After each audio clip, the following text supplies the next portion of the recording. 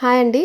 ఈ వీడియోలో water melon జ్యూస్ని చాలా చల్లగా టేస్టీగా ఎలా చేసుకోవాలో చూపిస్తాను.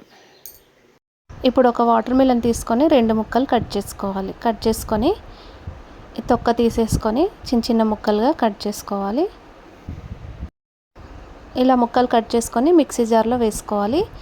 వీడియోని అయితే లైక్ చేయండి. ఫస్ట్ టైం చూసినట్టయితే సబ్స్క్రైబ్ చేసుకోండి.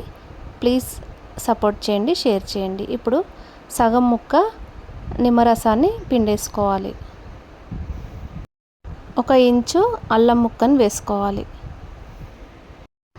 షుగర్ని 2 టేబుల్ స్పూన్లు యాడ్ చేసుకోవాలి. చేసుకొని మెత్తగా మిక్స్ చేసుకోవాలి. ఇలా మిక్సీ పట్టేసుకున్న తర్వాత గ్లాసులలో పోసేసుకుంటే వాటర్ మిలన్ జ్యూస్ రెడీ. చాలా చల్లగా కూల్. ఈ సమ్మర్లో ట్రై చేయండి, చాలా బాగుంటుంది. ఈ జ్యూస్లో ఐస్ క్యూబ్స్ని కూడా వేసుకోవచ్చు. నేను ఫ్రిడ్జ్లో వాటర్ మిలన్ని పెట్టి గ్రైండ్ చేసుకున్నాను. ఇప్పుడు 1 అవర్ ముందే నానబెట్టుకున్న సబ్జా గింజల్ని వేసుకోవాలి. ఈ సమ్మర్లో ఇలా ట్రై చేయండి, టేస్ట్ అయితే సూపర్గా ఉంటుంది.